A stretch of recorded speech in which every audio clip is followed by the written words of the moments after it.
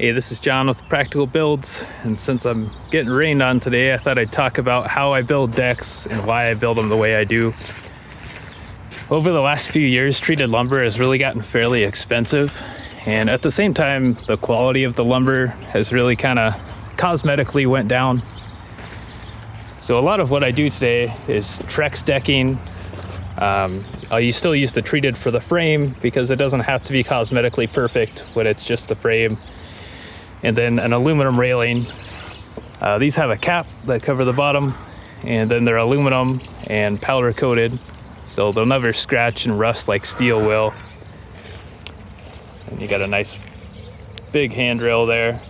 I really like these because the thing that really kills you in maintenance is having to stain railings. Even staining the decking is not so bad, but staining in between all these railings really takes a lot of time. So for me, if you're going low maintenance or no maintenance, you might as well go ahead and do the aluminum railing. There's a look at the Trex. This is 42-inch pylons for the foundation in concrete, and then 6x6 posts. I do what's called a flush beam. So instead of having those 2x8 joists sitting on top of that beam, I just terminate them right into the beam. It gives it a nice look. Sometimes it makes more sense to do a regular beam, but whenever I can, I try to do a flush beam. And you might be able to see kind of some of the imperfections that I see with a lot of the treated lumber now and why I don't really like to use it as a finished material. You know, those wane spots or small cracking, things like that. Things that doesn't affect it as a structural member, but when you're putting it as the finished material, it's just not great. I can buy a nicer version. It's called kiln dried treated lumber. It's about double the cost of this stuff. And so definitely the Trex starts looking pretty good by the time you look at the other options.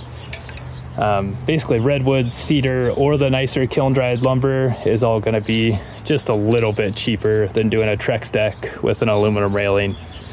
The aluminum railing really is the thing that's a little bit expensive still.